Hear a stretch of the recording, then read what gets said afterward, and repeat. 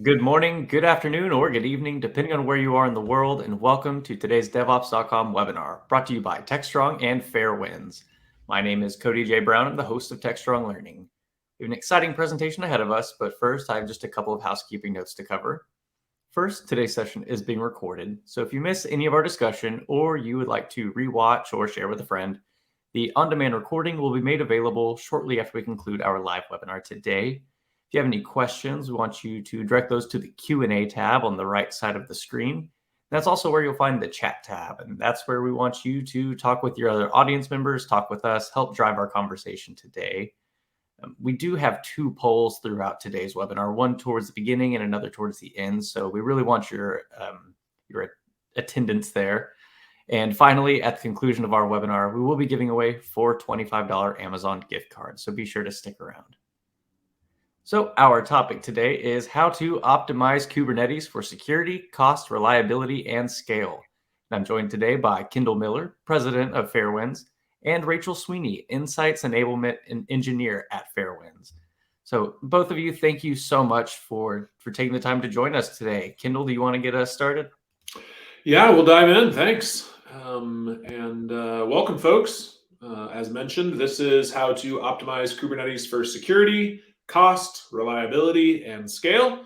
That's what we'll be talking about today. If you live in Kubernetes world, these are probably issues that you've run into, and these are things that Fairwinds seeks to address. We've been in business for a long time as a Kubernetes company. We'll get more into that in a second, but that's why we're talking about this today.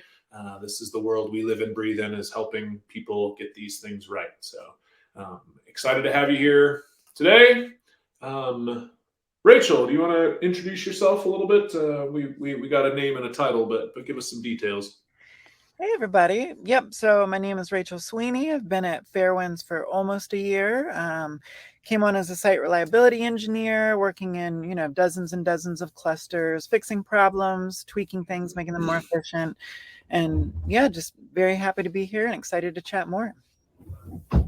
And I'm Kendall Miller. I'm president at Fairwinds. I have been involved in Fairwinds from the beginning. We'll tell you a little bit more about Fairwinds in just a second, but my day-to-day is talking to folks about Kubernetes, about their problems in Kubernetes, and relaying a lot of that back into Fairwinds so that we can build things that help solve those problems. So excited to be here today with you. Let's tell you a little bit more about Fairwinds. So our mission at Fairwinds is to be a trusted partner for Kubernetes security, policy, and governance, helping folks ship cloud-native applications faster, more cost-effectively, and with less risk. So we try to provide that unified view between dev, sec, and ops. So what that means practically is Fairwinds has been in business for about a little over 7 years, and for the vast majority of that time, all but the very first year, we've been 100% focused on Kubernetes, and that was for a long time the services side of helping folks stand up and manage Kubernetes-based infrastructure. 6 years ago, that was very, very difficult just to even get Kubernetes stood up. Today, there's a lot of places you can go and click button, get Kubernetes cluster. So that's no longer the hard part in the same way that it once was.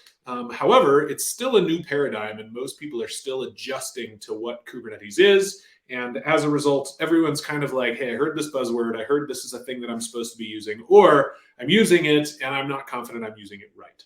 And so that's where Fairwinds steps in. We build a whole bunch of open source and a SaaS product that sit in this space to help people get configuration correct in their Kubernetes clusters so they can have confidence they're doing things the right way. And that focuses on those three things: security, reliability, and efficiency. So policy, governance, etc. And we're going to be talking about that today. But before we dive in, let's start with a poll. So where are you in your Kubernetes journey? And we'll pull that poll up. The options are: I'm learning about containers in Kubernetes. I'm planning to use in 6 to 12 months. We're using only in testing, development environments, or we're using it in production. And if a couple of you start filling that out, we'll even present the results live and see some of those details come in. But it's always good to have a feeling for who our audience is as we're doing this. So it's interesting, Kendall. When I was on my Kubernetes journey at my previous job and I was learning what to do, one of the first things I stumbled upon was one of our open source tools. And I don't know if I ever mentioned that. That's one of the things that really helped educate me about how to do things effectively in Kubernetes. And yeah, I still love that tool. Which tool was that? That was Polaris. Okay. Great for configuration and just learning why I should care about all these little knobs and levers in Kubernetes. Yep. Yeah, the Fairwinds has been building open source in this space for a long time, and as I mentioned, some of the history for that. But I do think that I like the analogy that moving to a Kubernetes-based infrastructure, if you had something else previously, is kind of like moving from Windows to Linux. It's not that Linux is impossible to use or extremely hard, but if the only thing you've ever used is Windows, it's kind of a shock. And once you get used to Linux, it's no big deal, but it is definitely a different way of doing things when you first get started. And so that's kind of how Kubernetes is. It is a different way of doing things, but people adjust. So this is always helpful to see, and we can go ahead and wrap that up. Looks like the majority of folks are on both ends of the spectrum, with some in the middle. So using in production and just learning about it, still being some of the highest results. But glad you're here wherever you are in your journey. I think what we're going to be talking about today is going to be relevant. And to be clear, Fairwinds does build software in this space. And so we're going to be talking about the software that we build that helps address these things. And we'll have a brief demo of that at the end of this. So let's go ahead and get started. 87% of organizations are now managing some portion of their container workloads using Kubernetes. So I think that is I think when it comes to Kubernetes adoption, we're still at the very beginning of this hockey stick adoption.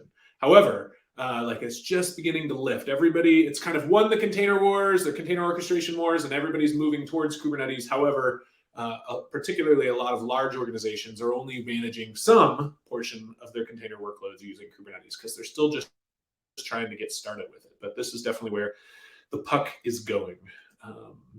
So let's talk about some of the things that we see folks get wrong and how we can optimize to avoid those things. So security.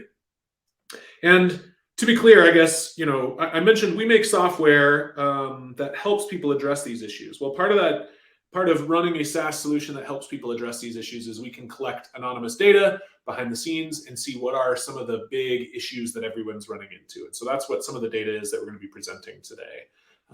Things like this.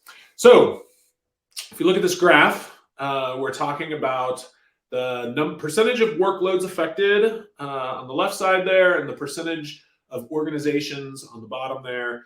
So as you go across, it's more organizations with that percentage of their workloads affected. So when it comes to insecure capabilities, almost a quarter, so 24% of organizations have 91 to 100% of their workloads running with insecure capabilities. So that's what that bar is across the bottom there.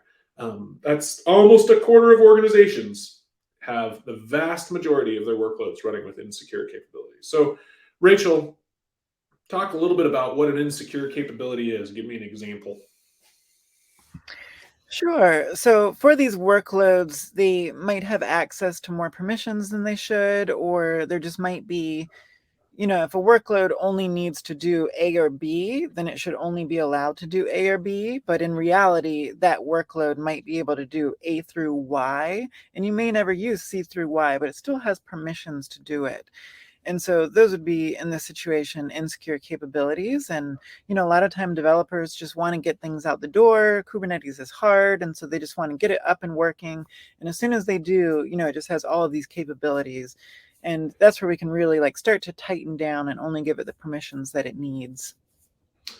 Yeah, there's, back to my analogy for Windows versus Linux, the way that you secure a different operating system is just different because it's a different world. And it's the same thing with Kubernetes. And so while organizations are just at the beginning of this adoption phase, as Rachel said, they just want to get their workload up and running. And so just let me deploy it. I don't want to have to think about it, or the developer doesn't understand or doesn't even know where to go to understand. And so things end up being deployed with insecure capabilities running because they just don't know better is probably the vast majority of the situation that's going on. So yeah, container vulnerabilities. We have a few examples here, problems, impacts. Let's talk about container vulnerabilities, Rachel. Sure. So Yeah, it's really interesting. Here at Fairwinds, we both make software. We also have services. So we manage a lot of clusters for people. And it feels like almost every week there's some vulnerability that comes out that we have to evaluate and determine, how big of a security issue is this? Do we roll out a fix right now? Just how do we address that? And it's something that is it's almost a cat and mouse game where you have attackers trying to find new exploits and you have defenders constantly trying to make sure those exploits don't exist in our stuff. And so it's this never ending cycle that you just have to stay on top of. And I think what's interesting is that for a lot of people, unless you have some kind of software or tooling, and there's lots of open source stuff that, does this, how do you address that? Or what is your strategy? And so, yeah, it's just interesting thinking about the tooling that's available and how it, handles these problems. Yeah, I mean, there's when a container is running with vulnerabilities, there are people who know how to escape containers, get out into the broader environment. Any vulnerability in the hands of the right person is, or in the hands of the wrong person, as the case may be, is, all vulnerability. And so making sure that you have things locked down, container vulnerabilities, known CVEs that are out there, having a way to scan for those, keep those from getting into your environment when they've already been, when they're already out there, or address them once they're in the environment is a high priority. So you need to have software that's going to scan your environment and make sure you're staying on top of those things. So another thing that we see happen a lot is over-permissioned containers, and this is back to my you can escape the container if your container has way too many permissions, then it's easier to get outside of that. So if you have a container running known CVEs and somebody has a way to break in because there's known issues, and then that container is over permissioned. Rachel, let's talk a little bit about that. What's the paint a worst case scenario so we can cause everybody to panic and create FOMO?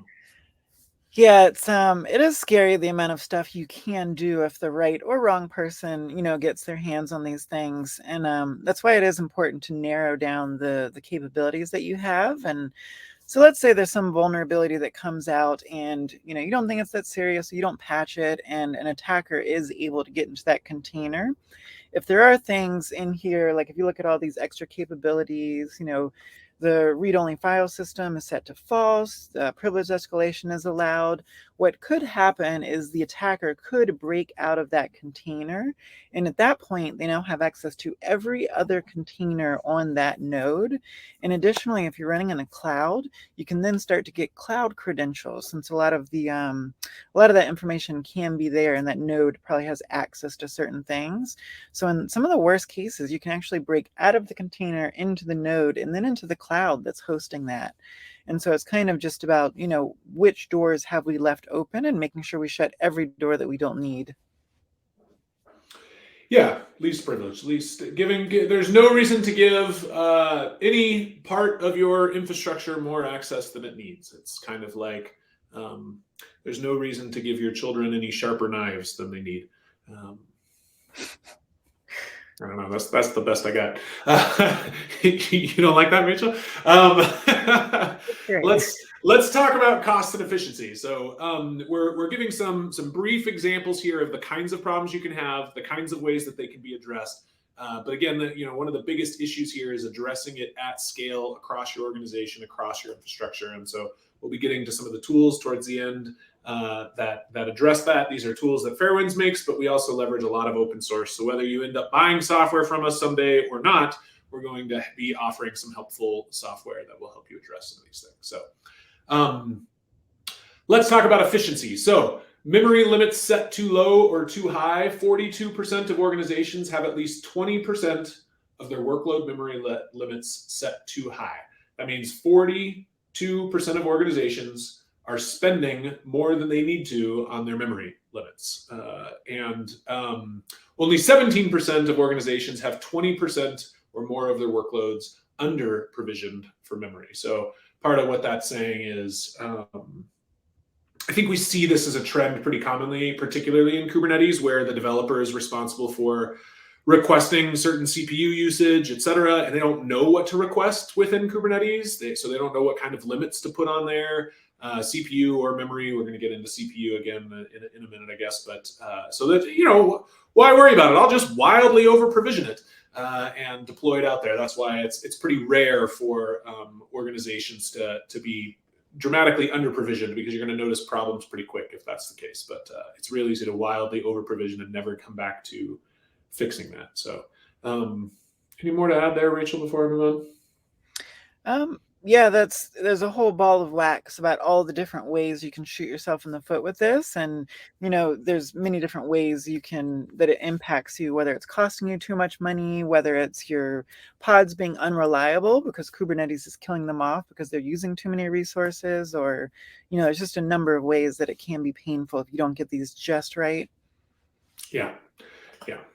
Perfect. So inappropriate resource requests and limits is a problem that we see across cost and efficiency. And that's, to this problem, developers need to specify the amount of CPU and memory that their application needs. It's hard to know what to specify ahead of time. And often developers will completely omit resource specs or will just wildly over provision resources. So talk about what happens when we completely omit resources, Rachel, and also, or resource specs, and also, we talked a little bit about over provisioning, I guess, but.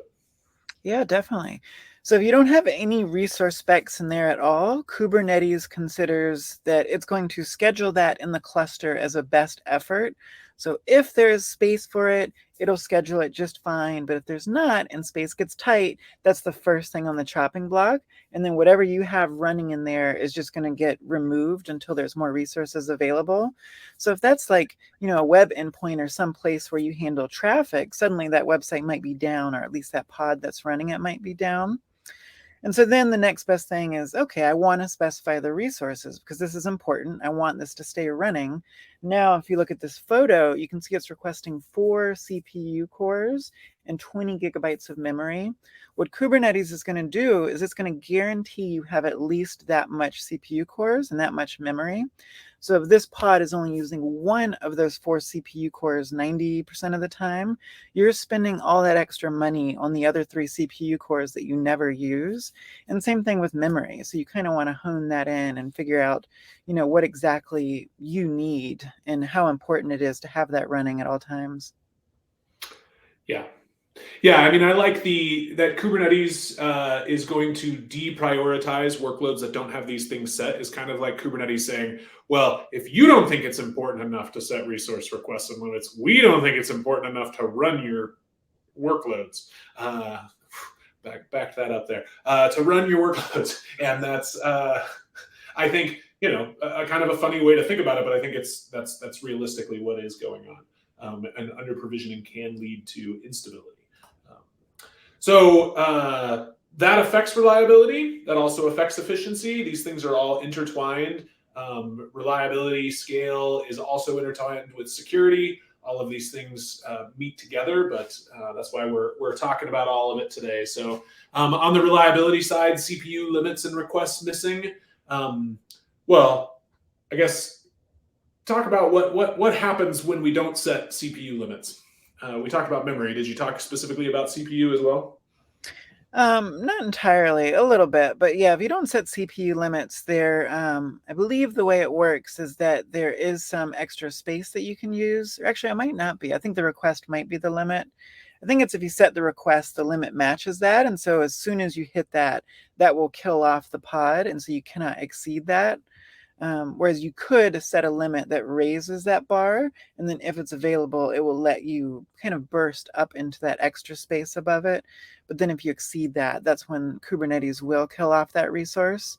So it is a good thing to set if you want to allow some extra leeway for burstable workloads. Yeah, I mean, it's worth noting that if you're not thinking about setting CPU requests, or limits, or you get the limits wrong, like your workload where Kubernetes might kill something for running out of memory and restart it with CPU, it might just run slow. And so you might not even be aware that your users are just having a bad experience. Good point. Yeah, I was thinking of memory. Sorry about that. Oh, that's okay. So 64% of organizations are missing CPU limits on more than 10% of their workloads. impacting application performance, stability, and cost. So Kubernetes might be over provisioning it. It might be your application's not staying stable, et cetera. These are the very basic things, is setting these resource requests and limits, but it's very common for us to see organizations not doing it, or at least on some of their workloads. 50% of organizations are missing CPU requests on at least 10% of their workloads. So that's half of organizations are not setting CPU requests on 10% of their workloads. That's a big percentage. Health probes. Let's talk about health probes. I'm going to turn that over to you, Rachel. Sure. What is a health probe? Why have them? So yeah, there's two. The main ones that we see here are liveness probes.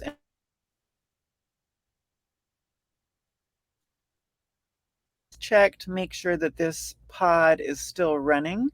And so if you have a, let's say you have a workload that crashes at some point and you don't have a liveness probe, you could get into a situation where it doesn't trigger the pod to be restarted, but it also can't scale out. Like we had a client recently who had a horizontal pod autoscaler in place that allows those pods to scale out horizontally based on, whatever metric you define. And I think they did it on something like CPU. And two of those pods were actually no longer responding, and it wasn't able to scale out because it said, more than 50% of these pods are still doing just fine. And if they had liveness probes, it would have killed them and brought them back, and then they wouldn't have been in that bind that they were. And then readiness probes, for example, those are around, this is a great one if you want a zero downtime deployment, for example. Readiness probes will let you know that this pod is ready to receive traffic.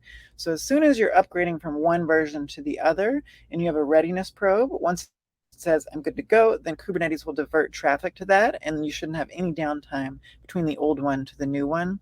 So it's a great way to see the health of the pods in different situations. Great. Yeah, there's it's really easy to have things crashing and not know that they're crashing because it's just surprising to me how often, I'll give a concrete example. Recently, I was referring a candidate to a friend of mine to go work there. And I gave the website for my friend's company, and they went and looked, and the website was down. And my friend is the head of engineering over there. And I, sent him a message saying, hey, this person's interested in talking with you, but your website's down. And he was like, what? And didn't even know, right? Like the alerts weren't even going off. Now that's an extreme example, but it's the kind of thing that failing to set health probes can affect. Now, it's slightly different, like your whole website's down versus like this pod is not alive or ready yet. But similar idea. So anything that I'm missing there before we move on, Rachel? No, I feel like we covered it pretty well.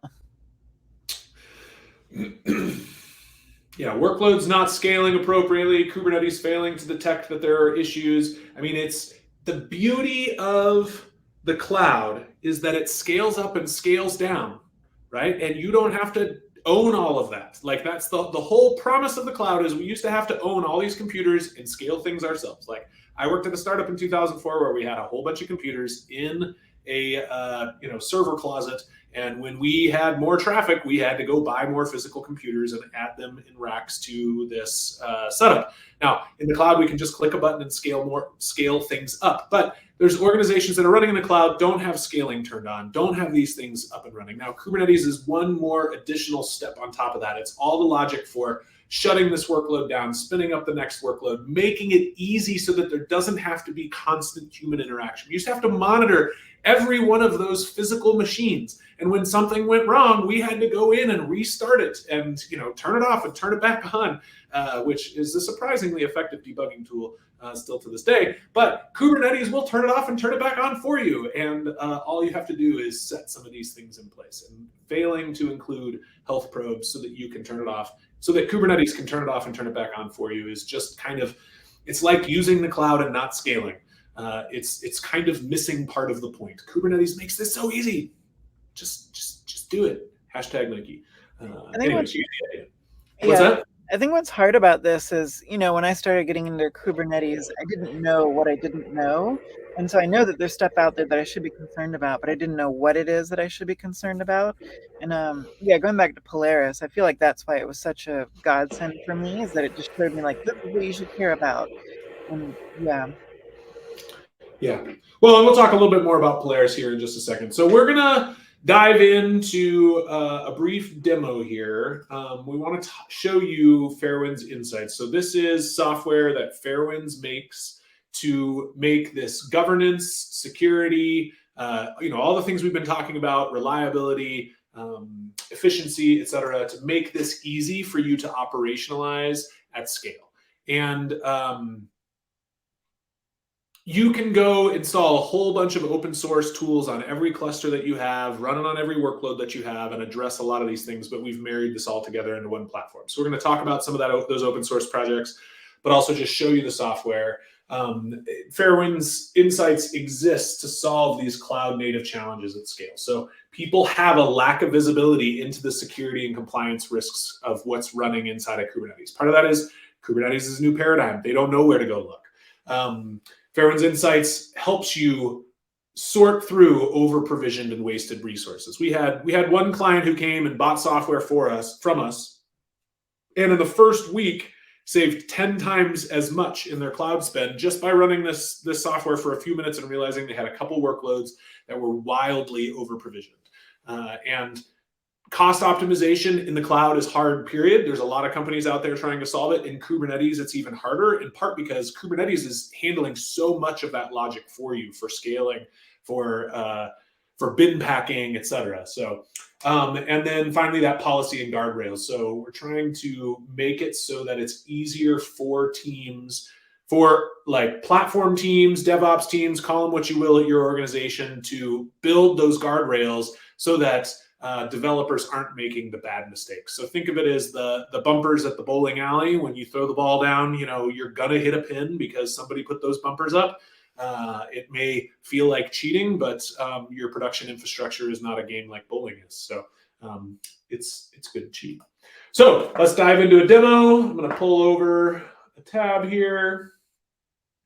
Okay, looks like you can see this. So when you log into Fairwinds Insights, we're going to give you an overview of some things that are going on in your organization. Now, I'm in the cluster tab, and this organization is getting an A- overall. So across all of the clusters, we're getting an A-, which is a pretty good health score. So, it's A, B, C, D, F, all the way down. And we have an overview of all of the different clusters running in this organization and the trends that we're seeing around those clusters, how they've improved or gotten worse over time.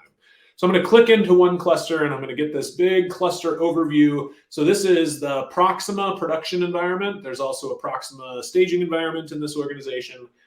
This cluster only has a B+, so it's bringing down the average across the organization. But here we can see when action items, things that need to be addressed, were introduced to the cluster. Above above the line is new action items being introduced, and below the line is action items being knocked off, so people addressing them and improving on them. So this cluster should be getting better over time. Yeah, it was an 85 not that long ago, and today it's a 89. So it's slowly getting better. We break down these action items into criticality, so critical, high, low, medium, passing. So we're checking for lots of things. You can see there's, about 3,000 checks running just in this cluster. And we're saying 18 of the 3,000 things we're checking for are really critical and need to be addressed right now. We do have some cost analysis over time, and I'll get into that. And then let me show you where this information is coming from. So we're collecting a bunch of information on your cluster from a number of open source tools that are out there. So we've mentioned Polaris. Rachel mentioned that this was a tool that was helpful to her as an open source organization or an open source tool at a previous organization. Polaris is what got us started going down this path. As a previously services focused organization, we realized it doesn't matter how good of an infrastructure we build if what people are deploying into it is horribly configured. And so we wrote Polaris to address the things that we saw people commonly mess up in Kubernetes. So you can run Polaris. It's an open source project. You can go download that, run that on your clusters. Today, any of these all are. We also have in here Nova, which checks for out-of-date Helm charts, Pluto, which checks for deprecated APIs. You don't want to be running or using Helm charts or APIs that are out of date or deprecated. We also have Goldilocks, which helps you get your workloads, requests, and limits just right. Those are all Fairwinds projects.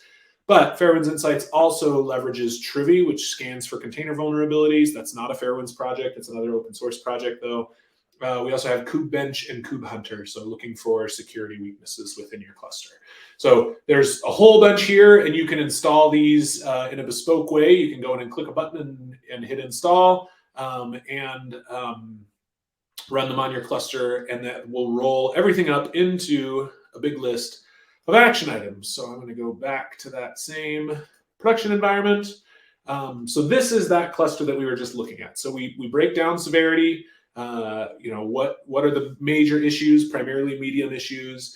We show you the top issues across the organization, the top namespaces with those issues, and the workloads that are the most problematic. Now, down in this list, it tends to be the security action items that are flagged as most critical. So you can sort by efficiency, reliability. Reliability can be a high criticality thing, but most of the most critical issues are security related, because we know those are the things that are going to cost your organization a lot of money if you don't address them. But you can click into any one of these. I'm going to click on image pull policy, should be set to always. And we're going to show you the report that this came from, the namespace that it's running in, the kind of, it's a deployment. And then we're going to explain, this is how a pull policy works. And this is what the issue is, and then tell you how to go about fixing it. So that's image pull policy set to always. So it lays it out very clearly. We don't want you to have to be a super senior Kubernetes engineer to know how to address these things. Now, there's a big long list of action items that need to be addressed. And we showed you that cluster was improving slightly over time. One of the best ways to improve things is to not leave it to the platform team, but have it built into your CI/CD pipeline so that developers are empowered to improve things over time. Because if an ops team sits down and has a huge list of action items, they're going to be overwhelmed. It's going to be hard to tick them off. But if you have integration into your CI/CD pipeline, now your developers are empowered to see what the issues are in their workloads and to know how to go about fixing them. So here's a average developer breaking some things with a pull request. And you can see that Circle CI is passing the tests. So it's passing all the tests that you have set otherwise, but Fairwinds Insights is saying, hey, there's some issues with how this is configured to run within Kubernetes that need to be addressed. And so that push was actually blocked. Oh, and I got to log into this cluster. Apparently I wasn't logged in.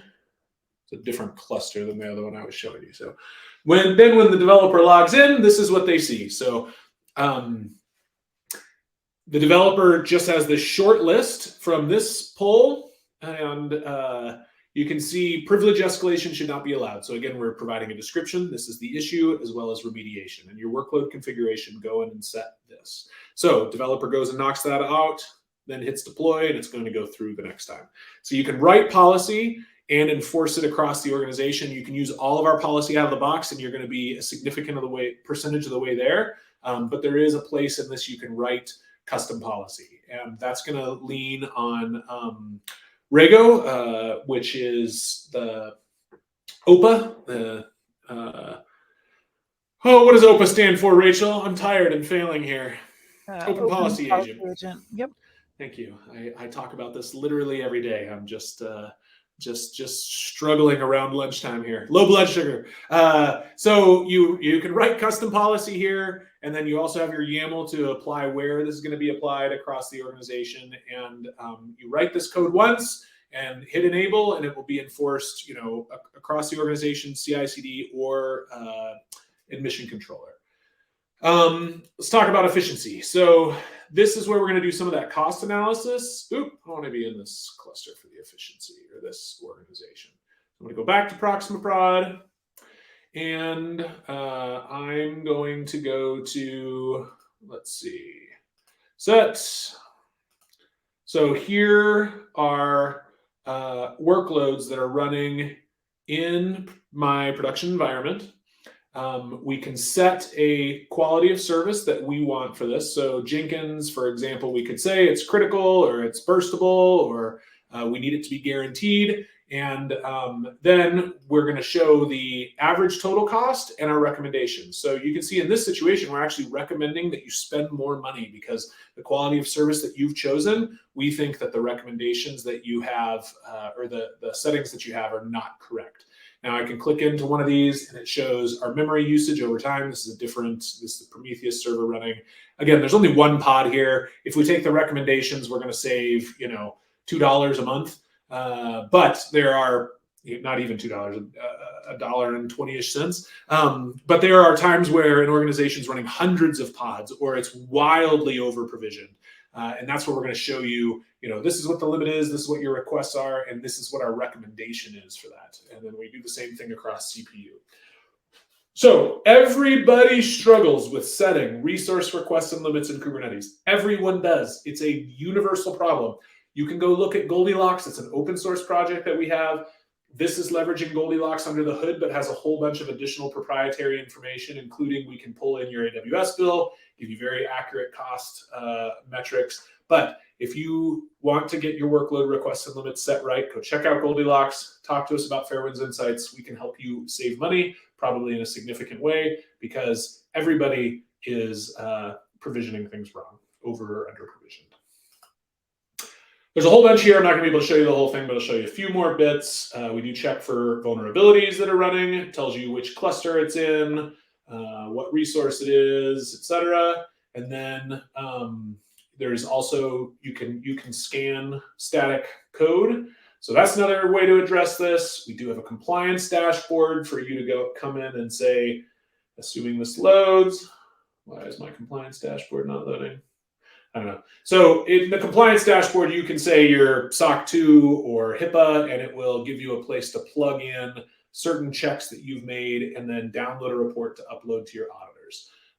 And then finally, we have automation for things like creating a Jira ticket. So you can say everything that comes in this namespace or this workload, kick out to Jira, tag it this way, that kind of thing.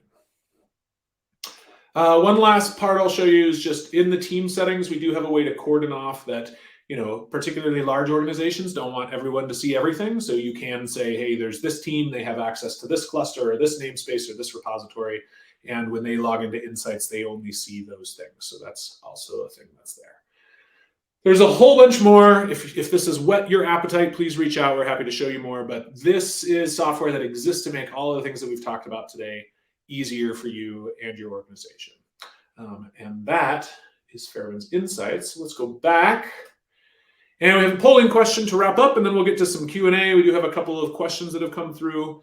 What is your greatest opportunity to improve your Kubernetes environment? You need help getting help with the basics, general best practices assessment, improving your security posture. Do you want to save money? Improve the reliability of apps running in Kubernetes. And I'm going to select 1, 2. Please take a second, hit that button.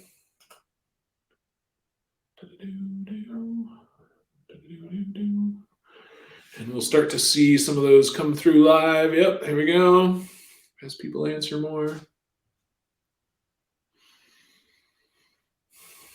I like it when we're doing it live because I see one bar get really long and I start to draw conclusions, and then the numbers shift as more people answer.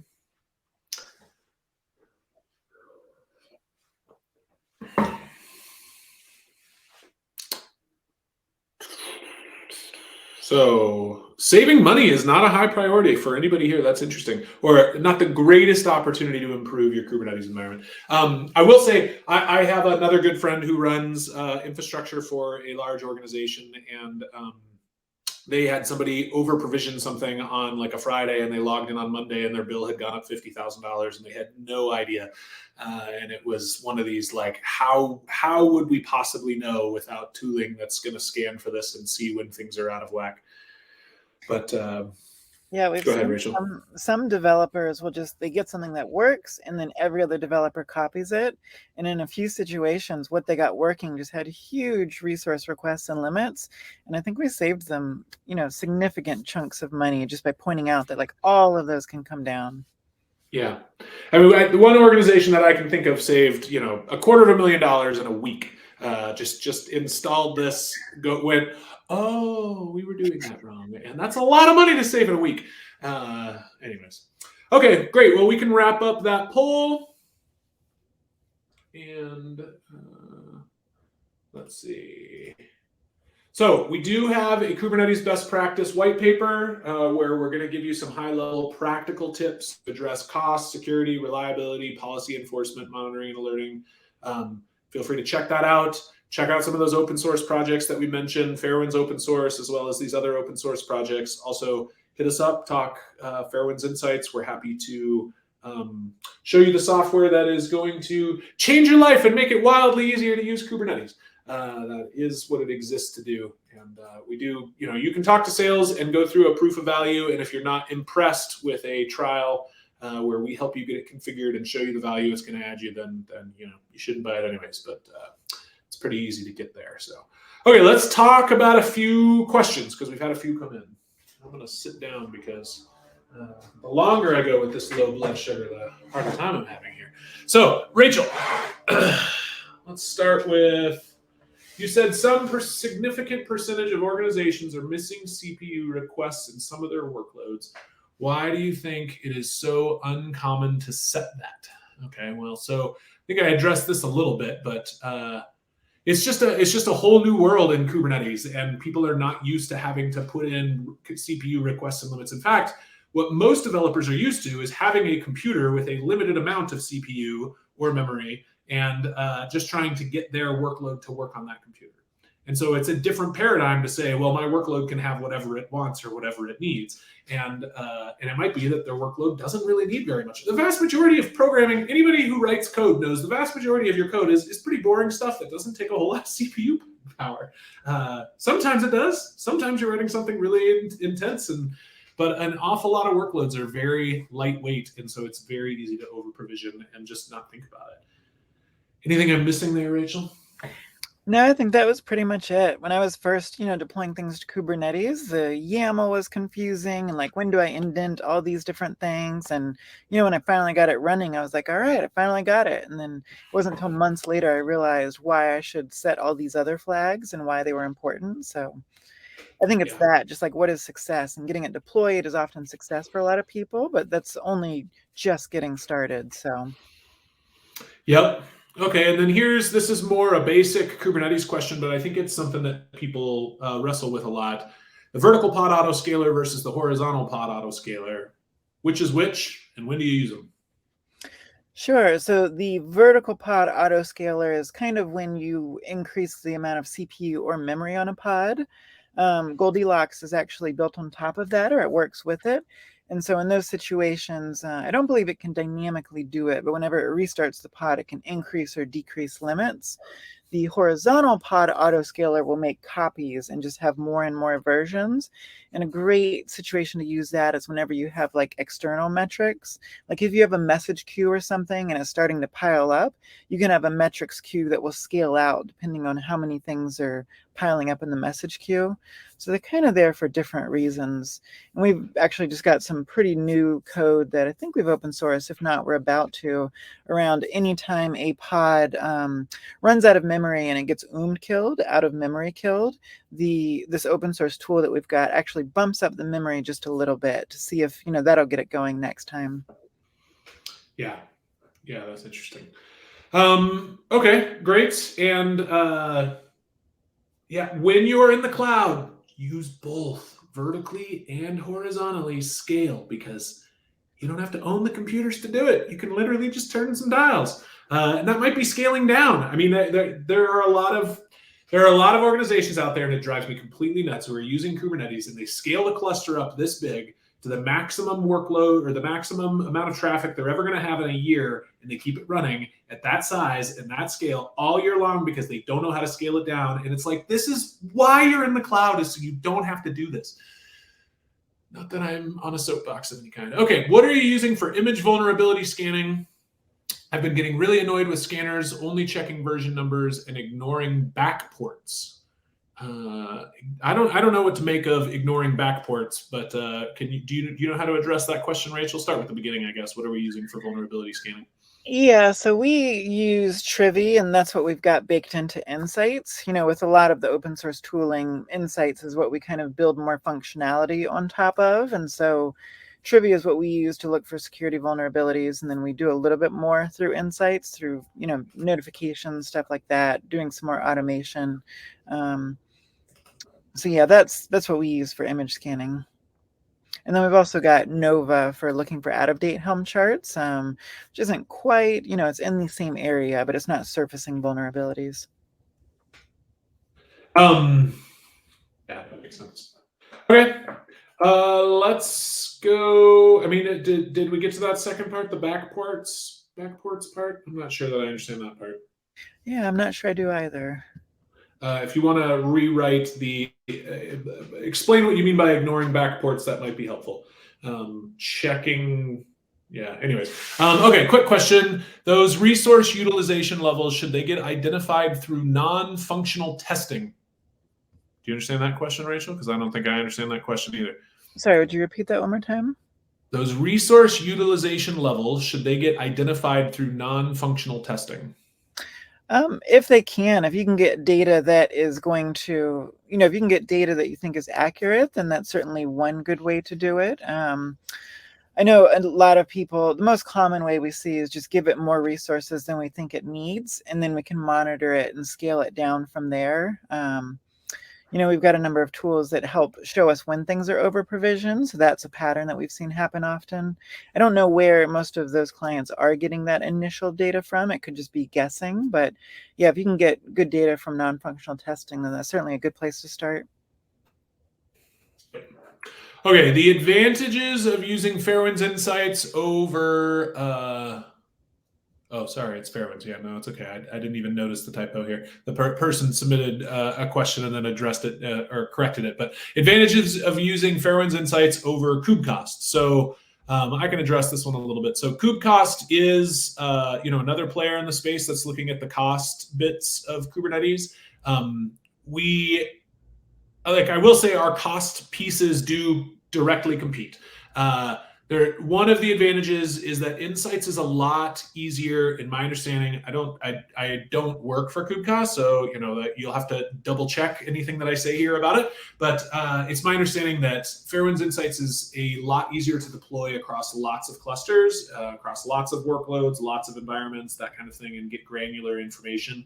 Also, that CI/CD integration that's going to press people to set memory requests and limits is going to be something that's going to help save you money just by enabling your developers to get in there and test those things to improve that over time. So you don't want just your operations people to be addressing everything related to cost. If it's only on your operations people to address cost, it's really hard to do that at any kind of size and scale. If you have 2 workloads running, no big deal.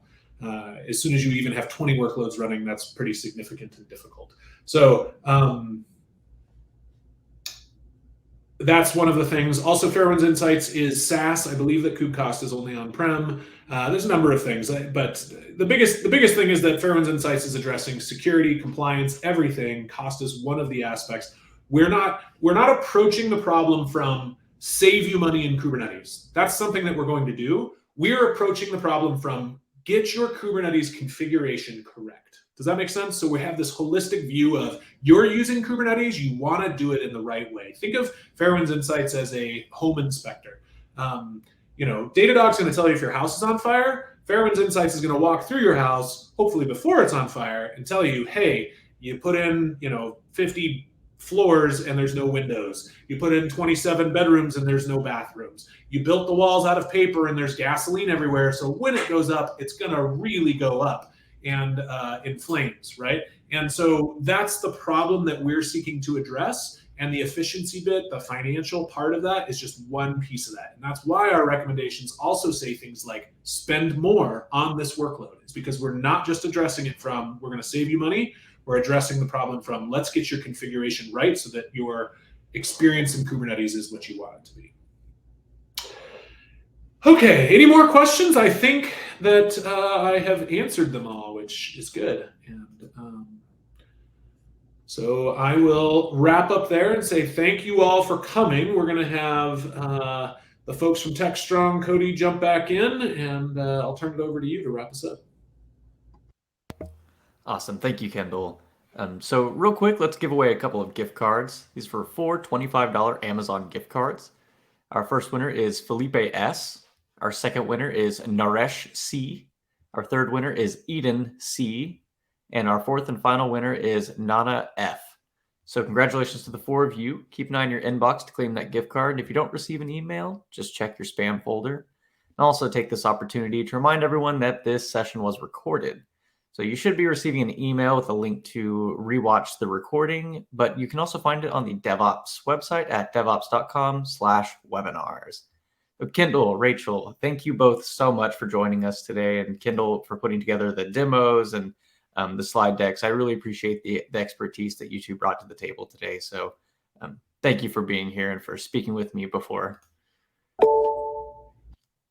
I'd also like to thank Fairwinds for sponsoring today's webinar. And of course, my final thanks goes to you, our audience.